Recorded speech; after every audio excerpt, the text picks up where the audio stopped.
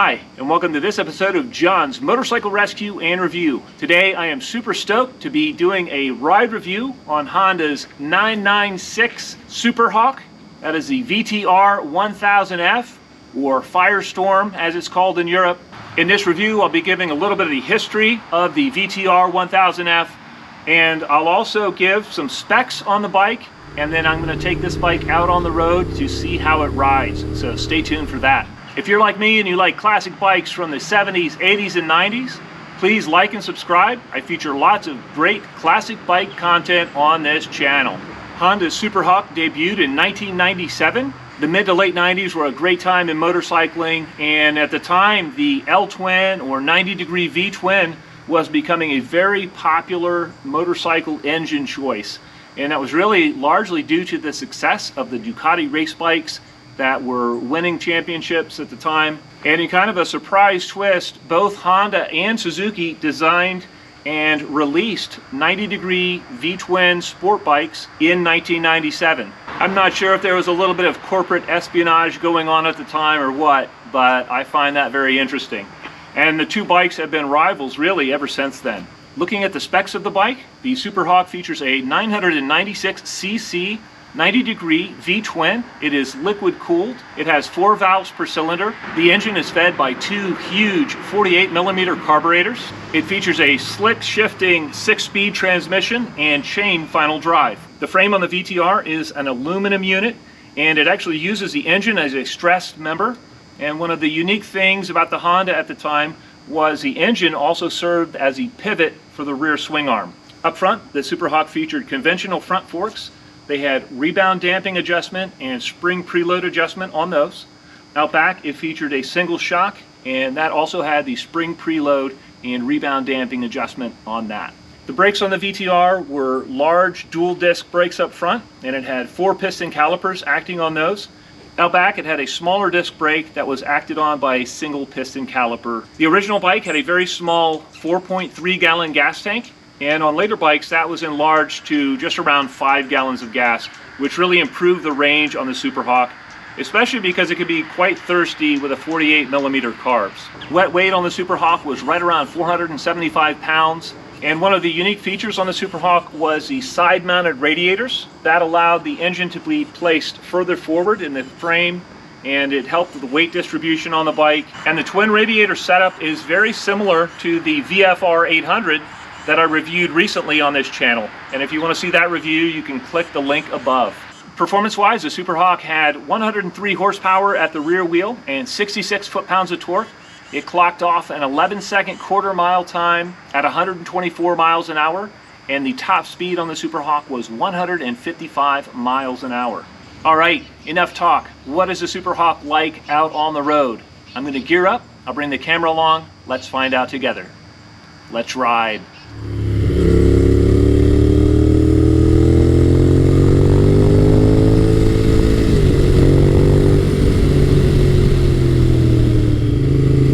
I'm riding Honda's VTR1000F SuperHawk, and this bike is a beautiful example owned by my friend Paul. Thank you, Paul, for letting me ride this machine. What a privilege. And the first thing I'm noticing is just that big V-twin sound. If you've ever ridden a bike that has a 90-degree V-twin in it, it's a very unique sound. And they sound just absolutely amazing, especially when you're at lower RPM and coming down through town. This bike has the dual Two Brothers exhaust on it, so it sounds awesome.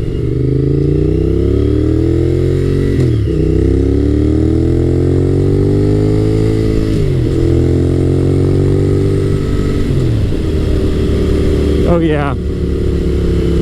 This bike has all sorts of torque. It's very friendly in the power delivery.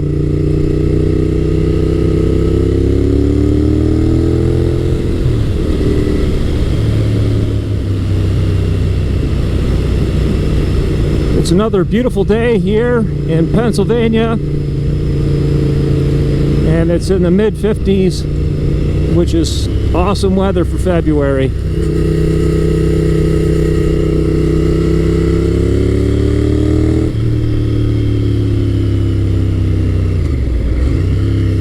awesome acceleration, but it also has a lot of engine braking when you get off the gas.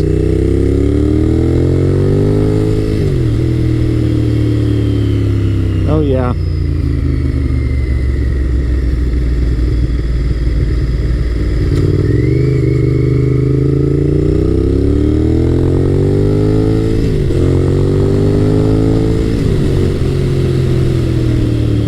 Generates speed very quickly. Very nice.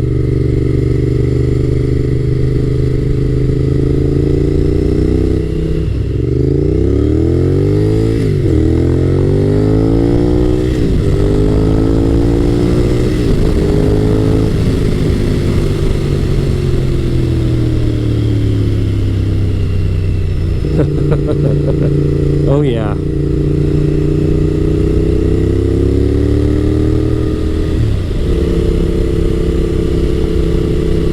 One nice thing about a 90-degree V-twin is that it is extremely smooth, and I'm just getting a little bit of the rumble through the handlebars, but it's almost VFR-like in the way that it feels. It's not a high-frequency vibe.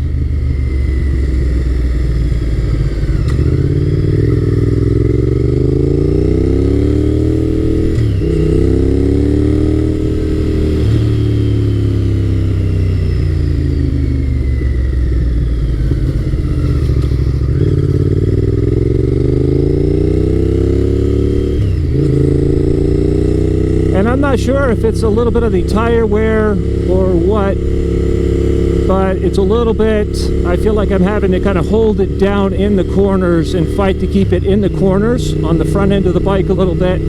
I'm pretty sure that's just due to the age of these tires, and they're a little bit worn, but it's not quite as intuitive or easy bending it into the corners as the VFR that I recently reviewed.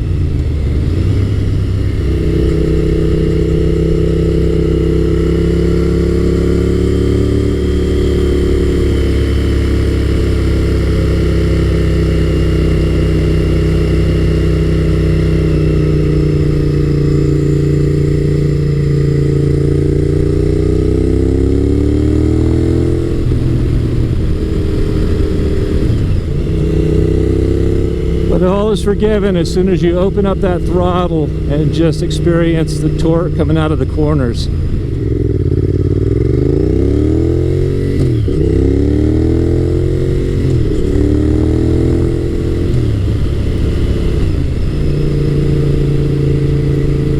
Another unique thing about a big V-twin power plant is, on this bike in particular, it has a very flat torque curve.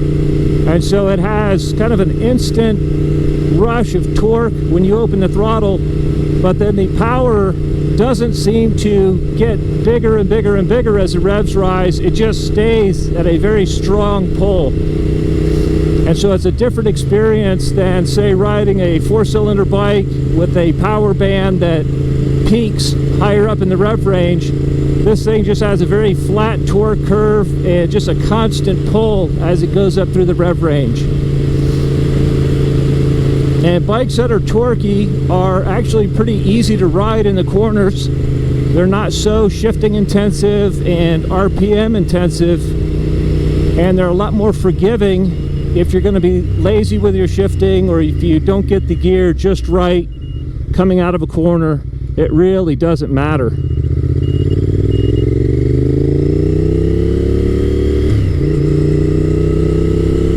This bike is somewhat customized too. It's lowered, it's got all sorts of custom work done to it, and so that may impact the front end feel of this a little bit as well.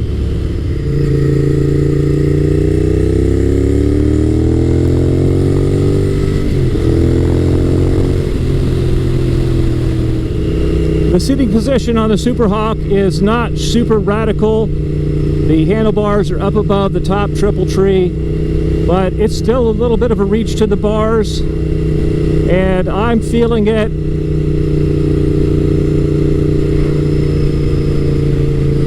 It's a little bit more sporting than I'm used to riding.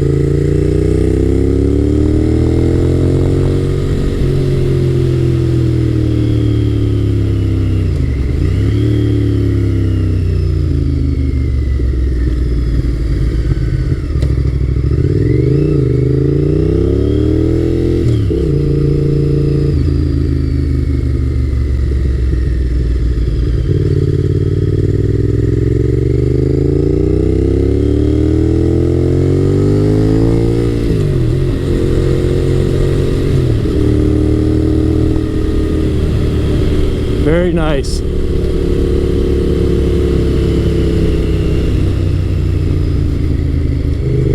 One thing I've never gotten quite used to on a V-twin is the somewhat abrupt power delivery going from off throttle to on throttle. And so the heavy amount of engine braking that happens kind of wants to make the front end dive in a little bit when you roll off the throttle, and then pick up and go wide when you get back in the throttle and that torque hits.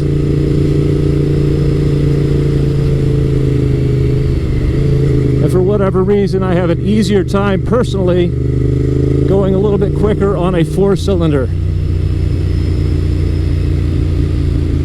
But I have a lot of friends who just swear by the V-twins. They love the power delivery and that big torque hit and that V-twin sound.